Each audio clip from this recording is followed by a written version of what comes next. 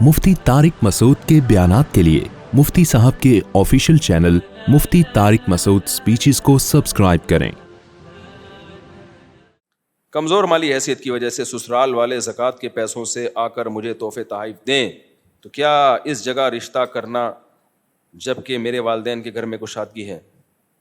سسرال والے زکوٰۃ کے پیسے دے رہے ہیں، ان کو بتا دو ہم زکوٰۃ کے مستحق نہیں ہیں، پھر بھی دے رہے ہیں تو کھا جاؤ، آپ کی ذمہ داری پوری ہو گئی۔ اب وہ اتنا اچھا سسرال میں نے دیکھے نہیں ہے کہ آ کے تعاون کر رہا ہے، یہ آنکھ کھلے گی تو آپ کو پتہ چلے گا یہ خواب تھا۔ مفتی صاحب بندہ کون سے فرقے کو فالو کرے، بریلوی، اہل حدیث یا دیوبندی؟ یہ کئی بار اس کا جواب دے چکا ہوں، کسی فرقے کو فالو نہ کرو، اس اسلام کو فالو کرو کہ جب بر صغیر میں اسلام آیا تھا تو کوئی فرقہ نہیں تھا، جو اسلام آیا تھا اس اسلام کو فالو کرو۔ وہ کون سا اسلام آیا تھا وہ میں آپ کی خدمت میں پیش کر دیتا ہوں۔ دیکھو ہوا یہ ہے، عبداللہ بن مسعود گئے کوفہ، حضرت عمر نے عبداللہ بن مسعود کو کہاں بھیجا؟ کوفہ بھیجا، اور حضرت علی نے بھی کوفہ کو اسلام کا یعنی دارالخلافہ بنایا۔ حضرت علی کے ساتھ 1400 صحابہ بھی چلے گئے جو علم میں بہت پایہ درجے کے تھے، تو کوفہ اسلام کا مرکز بن گیا، سمجھ رہے ہو؟ لہذا حدیث سب سے زیادہ کہاں سے پھیلی؟ کوفہ سے۔ بخاری مسلم کے راویوں میں کوفہ کے راوی سب سے زیادہ، قرآن جس قرات پہ ہم پڑھتے ہیں وہ بھی کوفہ کی قرات۔ تو اسی طرح قرآن و حدیث سے جو مسائل نکالے گئے جس کو فقہ کہا جاتا ہے وہ بھی کوفہ کا دنیا میں سب سے زیادہ رائج ہوا ہے، کیونکہ حضرت علی اور عبداللہ بن مسعود کے شاگردوں نے کوفہ کو مسکن بنایا، ان کا علم دیگر اصحاب سے زیادہ تھا۔ تو پھر عبداللہ بن مسعود کے جو فتاویٰ تھے، علامہ ابن تیمیہ نے لکھا ہے جس طرح عبداللہ بن مسعود اور ان کے شاگردوں کے فتوے یعنی ان کی جو فقی آراء ہیں وہ دنیا میں جتنی شہرت ان کو ملی ہے اتنی کسی کو نہیں ملی۔ تو عبداللہ بن مسعود کے شاگردوں کے بہت سارے شاگردوں میں جو سب سے اہم ترین شاگرد تھے وہ حضرت علقمہ اور اسود تھے، سمجھ رہے؟ جو عبداللہ بن مسعود کے نائب تھے، سارا علم وہاں ٹرانسفر ہوا۔ پھر علقمہ اور اسود کے نائب تھے ابراہیم نخعی، تو سارا علم کہاں ٹرانسفر ہوا؟ ابھی تک یہ مسائل ریٹن فارم میں نہیں تھے، قرآن و حدیث سے مسائل نکلے ہوئے تھے، زبانی تھے، ریٹن فارم میں نہیں تھے۔ جیسے حدیثیں بھی ریٹن فارم میں بعد میں مرتب ہوئی ہیں نا، پہلے صرف زبانی چلتی تھیں۔ کچھ کتابیں تو لکھی گئی لیکن پراپر وے میں کتابیں تو بعد میں لکھی گئی ہیں، تو فقہ بھی ایسا ہی ہے۔ تو پھر حضرت ابراہیم نخعی جو امام بخاری جن کا نام بڑے احترام سے لیتے ہیں، بڑے تابعین میں بہت بڑے تابعی گزرے، ان کے درجنوں شاگردوں میں سب سے جو سینئر شاگرد تھے وہ حماد الکوفی تھے۔ تو یہ فقہ ٹرانسفر کہاں ہوا؟ پھر حماد الکوفی کو لوگوں نے امام بنایا۔ پھر حماد الکوفی کے درجنوں شاگردوں میں جو سب سے اعلیٰ درجے کے شاگرد تھے وہ امام ابو حنیفہ۔ تو وہی جو حضرت علی اور عبداللہ بن مسعود سے چلتا ہوا فقہ آیا وہ کہاں آ گیا؟ امام ابو حنیفہ کے پاس۔ امام ابو حنیفہ کے بہت سارے شاگرد تھے لیکن دو ان میں سب سے زیادہ ٹاپ پر تھے، امام ابو یوسف اور امام محمد جن کو صاحبین کہا جاتا ہے۔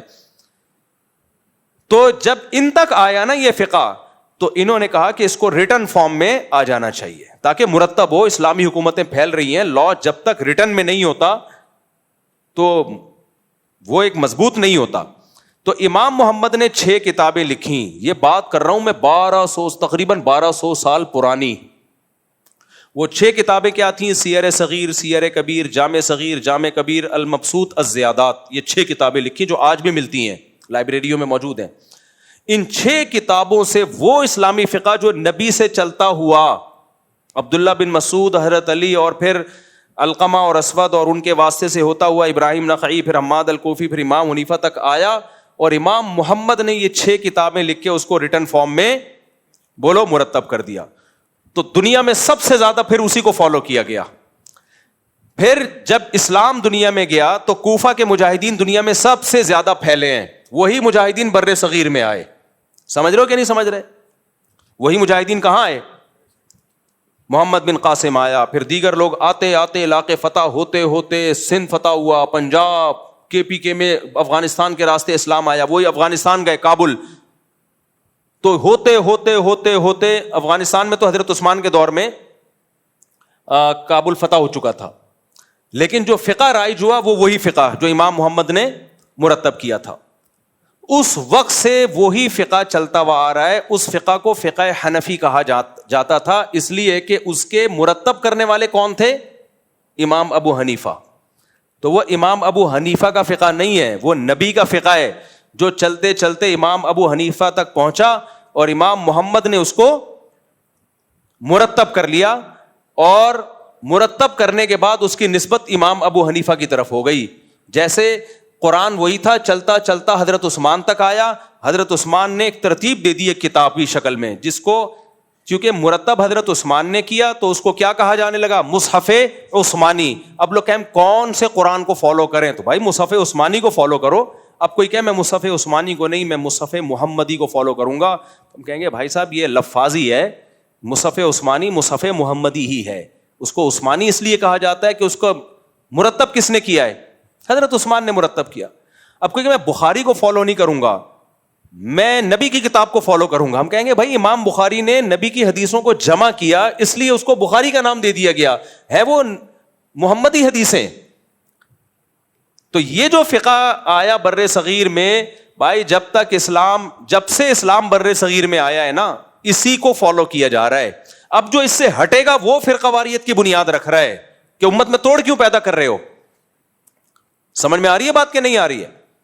چاہے کتنا اچھا لیبل لگائے, وہ بولے ہم قرآن حدیث کو فالو کرتے ہیں, فقہ حنفی کو نہیں. اس کا مطلب وہ جو آیا تھا وہ تورات اور انجیل سے مرتب ہوا تھا, اور آپ اب قرآن و حدیث سے مرتب کر رہے ہو, اور کر پھر بھی نہیں رہے ہیں. میں تو تبھی تو اہل حدیثوں سے کہتا ہوں کہ مرتب تو کر لو بھائی, ہم 4 ہیں 5واں بھی فقہ مان لیں گے, مرتب پھر بھی نہیں ہے. کیوں نہیں ہے؟ کر ہی نہیں سکتے مرتب. وہ اس کی رائے قرآن و حدیث میں کچھ اور ہے, دوسرے اہل حدیث کی رائے کچھ اور ہے, تیسرے اہل حدیث کی رائے کچھ اور ہے. میرے بھائی ہم عوام کو بے لگام اونٹ کی طرح نہیں چھوڑ سکتے کہ ادھر سے فتویٰ لے لو ادھر سے فتویٰ لے لو, پاگل ہو جائیں گے یہ لوگ. یہ کبھی بھی دنیا میں ایسا کوئی بے ضبط چیز چل نہیں سکتی ہے. وہ تو جیسے حدیثیں مرتب ہوئیں, حالانکہ نبی کے دور میں مرتب نہیں ہوئی تھیں لیکن چل گئی اس وقت, اب جب مرتب ہو گئی تو مرتب ہی کو فالو کرنا پڑے گا. قرآن نبی کے دور میں مرتب نہیں ہوا تھا لیکن فتنہ پھیلنے لگا, حضرت عثمان نے مرتب کر دیا. جب مرتب کر دیا تو اس ترتیب شدہ قرآن ہی کو فالو کرنا پڑے گا. تو اسی طرح صحابہ تابعین کے دور میں فقہ مرتب نہیں ہوا تھا, نہ فقہ شافعی تھا, نہ مالکی تھا, نہ حنبلی تھا, نہ فقہ حنفی تھا. تو غیر مرتب چیز چل رہی تھی, لیکن جب مرتب ہو گئی ہے تو اب اس مرتب سے ہٹانا, جو تدوین ہو گئی فقہ کی اس سے ہٹانا, یہ فرقہ واریت ہے. اس پہ آپ اتحاد امت کا لیبل لگا رہے ہو, لیبل اچھا لگا رہے ہو, کام امت کو توڑنے کا ہو رہا ہے. سمجھ میں آ رہی ہے بات کہ نہیں آ رہی ہے؟ تو وہ جو امام محمد نے مرتب کیا تھا, دنیا میں سب سے زیادہ پذیرائی اس کو ملی ہے 2 وجہ سے. ایک مدلل بہت تھا, وہ جاندار تھا, کیونکہ اس کی نسبت عبداللہ بن مسعود کی طرف تھی جو بہت بڑے فقیہ تھے اس امت کے, سب سے زیادہ. وہ اس کے بعد پھر فقہ شافعی پھیلا ہے دنیا میں سب سے زیادہ. تو وہ فقہ بھی کوئی تورات اور انجیل سے نہیں نکالا تھا امام شافعی نے. امام شافعی امام ابو حنیفہ کے شاگرد تھے, امام محمد ان کے شاگرد تھے امام شافعی. بہت سی چیزوں میں امام شافعی کا امام حنیفہ سے اتفاق ہو گیا, جن چیزوں میں اختلاف ہوا وہ الگ ہو گئی. سمجھ رہے ہو کہ نہیں سمجھ رہے؟ تو وہ بھی فقہ دنیا میں بہت پھیلا ہے, وہ 30% پھیلا ہے دنیا میں. اور پھر تیسرے نمبر پہ جو افریقی ممالک ہیں ان میں امام مالک کا فقہ بہت زیادہ پھیلا, اس کو بھی امت نے ایکسیپٹ کیا. بھائی وہ بھی کہاں سے نکالا گیا ہے؟ قرآن و حدیث سے. تو مالکی اس کو اس لیے کہا جاتا ہے کہ اس کے مرتب کرنے والے کون تھے؟ امام مالک, جو امام حنیفہ کے دور کے ہیں. امام حنیفہ کی ان سے ملاقات بھی, بہت سے مسائل پہ ڈیبیٹ بھی ہوئی, بحث بھی ہوئی. امام شافعی نے بھی ان سے ملاقات کی. چوتھے نمبر پہ امام شافعی کے شاگرد تھے امام احمد ابن حنبل. ان کا فقہ دنیا میں پھیلا جس کو فقہ حنبلی کہا جاتا ہے. یہ 2% امت نے اس کو فالو کیا, جو سعودی عرب اور چند علاقے ہیں. بہت سب سے کم اس فقہ کو فالو کیا گیا ہے, کیونکہ اسلامی حکومتیں جو زیادہ چلی ہیں وہ فقہ حنفی پہ چلی ہیں. بنو عباس کے اکثر قاضی حنفی تھے, بنو امیہ کے اکثر قاضی فقہ حنفی کو فالو کرتے تھے. بلکہ اس امت میں فقہ حنفی کو یہ اعزاز ملا ہے کہ اسلامی دنیا کے جو سب سے بڑے جج تھے نا, جن کو سب سے بڑے جج ہونے کا اعزاز حاصل ہے, وہ امام ابو یوسف تھے. وہ تو فقہ حنفی کے بانیوں میں سے تھے. بانیوں کا مطلب مرتب کرنے میں بانی, ورنہ اصل میں فقہ حنفی کے بانی نبی صلی اللہ علیہ وسلم ہے, نبی سے لیا گیا ہی ہے. لیکن مرتب کس نے کیا؟ 4 ائمہ نے. اور بھی ائمہ تھے, مجتہدین تھے, لیکن ان کا فقہ اتنا مدلل اور جاندار نہیں تھا, وہ امت میں پنپ نہیں پایا, چل نہیں پایا. 2-4 صدیوں تک چلا, پھر امت نے اس کو چھوڑ دیا. کوئی سقم ہوگا اس کے اندر, یا اس میں کوئی وجہ ہوگی نا, تو امت پھر ان 4 فقہ پہ جمع ہو گئی. پھر امت کے علماء صلحاء نے فتویٰ دیا بڑی تعداد میں کہ بھئی اب یہ قرآن و حدیث میں ریسرچ کا کام از کمپلیٹڈ. یہ کیا ہو گیا ہے؟ کمپلیٹ ہو گیا ہے. تو اب 4 فقہ بن گئے ہیں. چاروں میں سے کسی ایک کو پراپر وے میں فالو کر لو. نئے سرے سے کسی مجتہد کو مارکیٹ میں آنے کی ضرورت نہیں ہے. لیکن اہل حدیثوں کو یہ بات سمجھ میں نہیں آئی. انہوں نے کہا ہم نہیں مانتے. علماء نے کہا ٹھیک ہے بھائی, نہیں مانتے تو نہ مانو. انہوں نے کہا ہم نئے سرے سے تحقیق کریں گے. وہ کر رہے ہوتے ہیں تو ہر شخص کی ایک ٹی وی پہ الگ رائے ہے, ہر آدمی کو ترجمہ الگ کر رہا ہوتا ہے. قاری خلیل الرحمان صاحب خلا کی الگ ڈیفینیشن بیان کر رہے ہیں, حافظ زبیر صاحب الگ ڈیفینیشن بیان کر رہے ہیں, تیسرا کوئی اہل حدیث مولانا ہوگا وہ آہستہ جنازہ پڑھا رہا ہے, دوسرا کہہ رہے ہیں زور سے جنازہ ہوگا. اتنے اختلافات. ٹھیک ہے آپ قرآن و سنت کا التزام کر رہے ہو, ہم آپ کو گمراہ یا جہنمی نہیں کہتے, لیکن آپ کا مقصد تو یہ تھا کہ امت ایک پلیٹ فارم پہ آ جائے گی نا, چار کو ختم کر کے. تو امت تو آپ کے اندر ہی 20 پلیٹ فارم بن گئے ہیں. آپ کے اپنے اندر اتنے اختلافات پیدا ہو گئے. عوام کیا پھر ایسے مذہب کو فالو پریکٹیکلی ممکن نہیں ہے بھائی. اس سے دین بیزاری پیدا ہوگی. اس سے کیا پیدا ہوگا؟ اب فقہ حنفی ترکی میں بھی ہے, شام میں بھی ہے, آذربائیجان میں بھی ہے, اور ازبکستان میں بھی ہے. میں تو گیا ہوں افغانستان, پورا ایسے کٹر حنفی ہے نا پٹھان, تو وہ تو ایکسٹریم لیول پہ حنفی ہیں. وہ جب سے کیونکہ اسلام آیا افغانستان یا پشاور میں, اس وقت سے وہ حنفی ہیں. تو انہوں نے تو ایسا پکڑا ہے اس کو. اب ایک صاحب کہنے لگے کہ پشاور میں ہمارا مسلک تیزی سے پھیل رہا ہے. دوسرے نے کہا پشاور میں تو اسلام بہت تیزی سے بہت پہلے آیا تھا, صدیوں پہلے. اس وقت کیا آیا تھا؟ تو وہ غلط اسلام آیا تھا. اب آپ کا مسلک پھیل رہا ہے, تو بھائی جو چیز اب پھیل رہی ہے وہ غلط ہے, جو پہلے سے آ رہی ہے وہ کیا ہے؟ صحیح ہے. سمجھ رہے ہو کہ نہیں سمجھ رہے؟ تو اس لیے ہم تو اسی صدیوں سے اسی اسلام کو فالو کرتے آ رہے ہیں جو امام محمد نے 6 کتابوں میں, پھر ان کتابوں پھر آگے کتابیں لکھی گئی ہے, قدوری ہے, ہدایہ ہے. ان کتابوں کو اتنی مقبولیت ملی ہے نا, یہ صدیوں سے چلی آ رہی ہیں. حتیٰ کہ غیر مسلم جب اسلامی احکام پڑھتے تھے تو وہ بھی ہدایہ پڑھتے تھے. آکسفورڈ یونیورسٹی میں صدیوں تک مسلمانوں کی فقہ کی کتاب ہدایہ پڑھائی جاتی رہی ہے. تو اس لیے ہندوستان میں بھائی فرقہ پرست ہم لوگ نہیں ہیں. ہماری کوئی مسجد نہیں دکھائی جا سکتی کہ ہندوستان میں یہ ان لوگوں کی پہلی مسجد ہے. اہل حدیثوں کی بھی پہلی مسجد دکھائی جا سکتی ہے, اور دیگر فرقوں کی بھی پہلی مسجد دکھائی جا سکتی ہے. ہماری کوئی پہلی مسجد نہیں دکھا سکتا, کیونکہ ہم تو صدیوں, جب اسلام آیا تو ہمارے تو اسی وقت سے آئے ہیں. سمجھتے ہو کہ نہیں سمجھتے؟ تو اس لیے فرقہ واریت کا منجا نہیں ہے. ایک صاحب نے ایک کلپ ریکارڈ کروایا کہ دوستو نہ دیوبندی بنو, نہ بریلوی بنو, نہ اہل حدیث بنو, کیونکہ جب ہندوستان میں اسلام آیا تھا اس وقت کوئی فرقہ نہیں تھا, وہ بنو. اچھا وہ کہہ رہے ہیں نہ حنفی بنو, جب ہندوستان میں اسلام آیا تھا اس وقت یہ فرقے نہیں تھے تو وہ بنو. بھائی جب ہندوستان میں اسلام آیا تھا تو فقہ حنفی آیا تھا. ملیشیا میں جب اسلام آیا تھا تو فقہ شافعی آیا تھا. سعودی عرب جو اسلام کا مرکز ہے اب تک فقہ حنبلی ہے اس میں. سمجھ رہے ہو کہ نہیں؟ اب تک اس کا لا کیا ہے؟ قانون فقہ حنبلی. ہاں اب اس کو آہستہ اب چینج کر رہے ہیں, لیکن جب سے فقہ حنبلی مرتب ہوا ہے تو سعودی عرب کا لا ہی فقہ حنبلی بنا ہوا ہے. جب مرتب نہیں تھا تو پھر تو نہیں تھا, پھر تو آزاد تھے. جب ایک ریٹرن میں مرتب ہو گیا تو اس کو لا کی شکل دے دی گئی. تو اب تک سعودی عرب میں فقہ حنبلی ہی تھا. 2022 میں بڑی چینجنگ ہونا شروع ہوئی ہے, کیونکہ فقہ حنبلی میں رہتے ہوئے بہت سی سیکولر قوتوں کو قرآن و سنت کی اپنے حساب سے وہ تشریح نہیں کر سکتے. تو جب فقہ حنبلی سے آزاد ہو گئے, اب آپ دیکھنا سعودی عرب میں نئے مفتی آئیں گے, وہ قرآن و سنت کا لیبل لگا کے کچھ بھی پہنا دیں گے امت کو. یہ ہو سکتا ہے, میں نہیں کہہ رہا ہو رہا ہے, لیکن ہوگا, یہ تو ہوگا. تو جب آپ فقہ کی پابندی سے نکلے تو ہر شخص آزاد ہے. پھر وہ قرآن و حدیث کے نام پہ کچھ بھی مارکیٹ میں لاتا رہے, آپ کسی کتاب کے تو پابند نہیں ہو. تو لیبل آپ یہ لگاؤ گے میں تقلید نہیں کرتا, میں صرف قرآن و سنت کو مانتا ہوں. کچھ بھی فتویٰ, 3 طلاق کو ایک کر دیا انہوں نے, حالانکہ قرآن و سنت میں کہیں بھی نہیں ہے کہ 3 طلاقیں ایک ہوتی ہیں. حرام بیوی جس کے حرام ہونے پر اجماع صحابہ تابعین کا, قرآن بھی حدیث بھی صحیح حدیثیں بھی کتنی ڈھٹائی کے ساتھ اس حرام بیوی کو حلال کر دیا, تو اب رہ کیا گیا میرے بھائی؟ لیبل کیا لگا دیا؟ قرآن و سنت. وہ جدہ کے ایک آج کل پاکستانی مفتی اعظم ہے نا, ان کا میرے خلاف کلپ آیا کہ مفتی کہتا ہے 3 طلاقیں سے بیوی حرام ہو جاتی ہے. دیکھو سعودیہ عین بھی بڑے گاڑے نکالتی. سعودیہ کے 2022 میں بادشاہ سلامت نے یہ سرکولر جاری کیا ہے. وہ جدہ کے مفتی آتے ہیں نا, میں ہوں مفتی جدہ سے, چھوٹی چھوٹی داڑھی ہے ان کی, تو میرے خلاف اکثر بیچارے کلپ بناتے رہتے ہیں. ایک دن بتا بھی رہتے ہیں میرے بچے مفتی صاحب کو بہت سنتے ہیں. بھائی تمہاری فیلڈ نہیں ہے, تم چھوڑ دو یہ کام.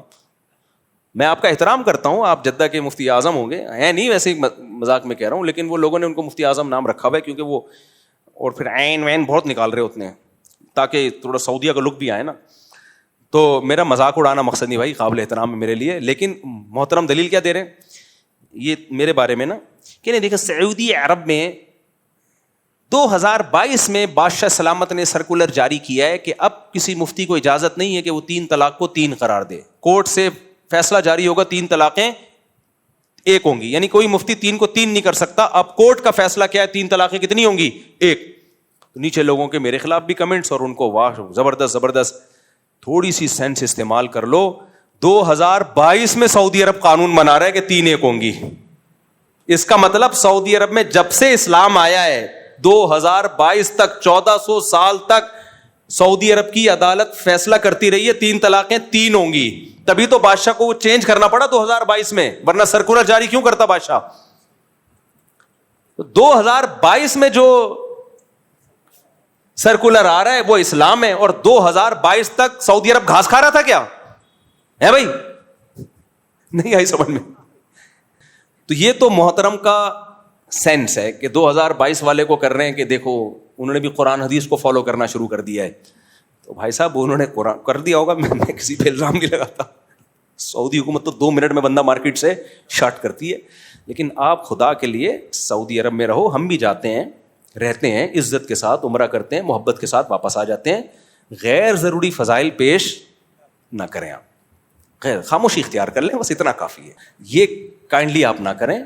ایک اچھی اسٹیٹ ہے سعودی عرب, اکنامکلی بہت مضبوط ہے اور اسلام غالب ہے اس میں.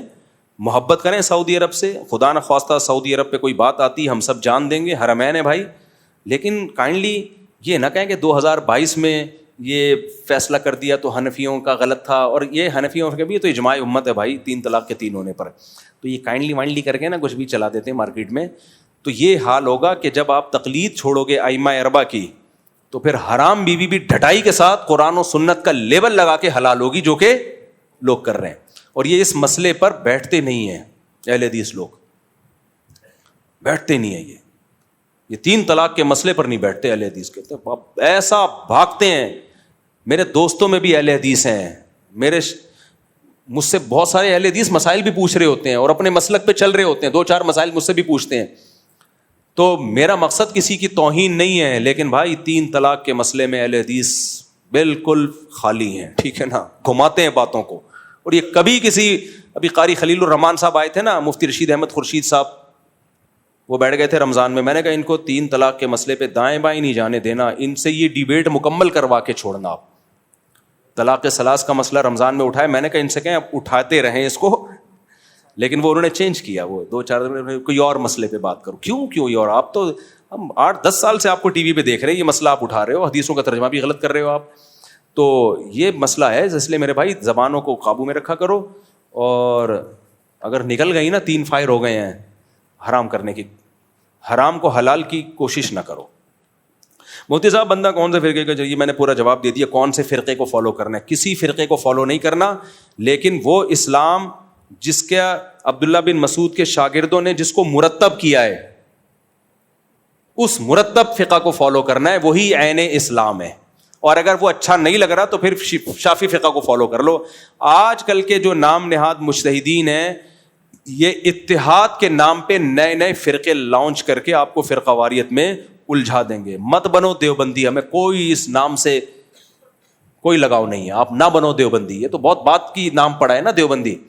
آپ بھائی جو مرتب فقہ ہے وہ فقہ حنفی ہے, اگر آپ اس کو فالو نہیں کرو گے تو آزاد ہو جاؤ گے. آپ وہ فتویٰ دے رہا ہے, وہ فتویٰ دے رہا ہے, وہ فتویٰ دے رہا ہے, بیٹھ کے پاگلوں کی طرح گھومتے رہو گے. بیوی وہاں سے فتویٰ لائے گی, ہو گئی ہے, آپ وہاں سے فتویٰ لاؤ گے, نہیں ہوئی ہے. چل رہا ہے یہ ڈرامہ مارکیٹ میں. آہستہ پڑھیے گا, آہستہ پڑھوں گا میں زور سے, ایسا پڑھوں گا سمجھ میں نہیں آئے گا. میں نے سمجھ کے نہیں رہ سکتی ہے اس سے میری نہیں بھائی, اس سے طلاق کا اختیار نہیں جائے گا.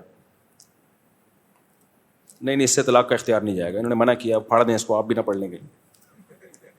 اگر کسی عورت سے شوہر نے اس کو طلاق دی, کسی عورت کے شوہر نے اس کو طلاق دی ہو صرف زبانی, 2 سال ہو گئے ہیں, کیا وہ عدت سے شادی کر کے یا پیپر لکھوانا ضروری ہے. اگر طلاق دے دی ہے اور عدت کے دوران رجوع نہیں کیا تو عدت گزرتے ہی عورت آزاد ہو گئی ہے, چاہے شوہر نے پیپر پہ لکھ کے نہ بھی دی ہو. زبان سے دے دی تو جائز ہو گئی, اور عدت کے بعد وہ کہیں اور شادی کر لے. البتہ خطرہ یہ ہوتا ہے کہ شوہر عورت پہ کیس نہ کر دے کہ بھئی یہ تو میری بیوی ہے. جھوٹ بول دیتا ہے نا بعض دفعہ, شوہر طلاقیں دے کے مکر جاتے ہیں, اب عورت کے پاس کوئی ثبوت تو ہے نہیں, تو پھر ایسی صورت میں ہم اس کو یہ فتویٰ دے دیتے ہیں کہ آپ کورٹ سے خلا لے لو. تو کورٹ کا خلا تو کالعدم ہوتا ہے, لیکن تحفظ کے لیے پیپر مل جائے گا اس کو. شوہر اس کے خلاف کیس نہیں کر سکتا کیونکہ طلاق تو آلریڈی وہ دے چکا ہے نا. تو یہ ایک ترکیب ہے. مرد کو مرد نے اگر طلاق دی ہے تو اس کے لیے جائز نہیں ہے اس طلاق کو چھپانا.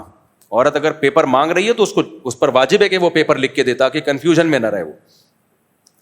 اچھا میرے وہ ہم نے کاروبار میں اللہ کو اپنا پارٹنر بنایا ہے, اب اس رقم کو جو اللہ کے لیے لکی کہاں خرچ کر سکتے ہیں, کہیں بھی خرچ کر سکتے ہیں, اور یہ منت نہیں ہے, واجب نہیں ہے, جتنا حسب توفیق آپ چاہیں آپ خرچ کر دیں. ہماری فاؤنڈیشن میں بھی دے سکتے ہیں. خود آپ سب سے پہلے تو اپنے قریبی رشتہ داروں پہ خرچ کرنی چاہیے جو شریعت کا حکم ہے. آپ کے قریبی رشتہ داروں میں بہن ہے, بھائی ہے, کوئی غریب ہے تو سب سے پہلے اس پہ خرچ کرو, باقی جہاں بھی خیر کے کام میں لگا دو. میرے بھائی مفتی صاحب سوال سیکرٹ ہے, اب تو مجھے موقع مل گیا نا گنگنانے کا.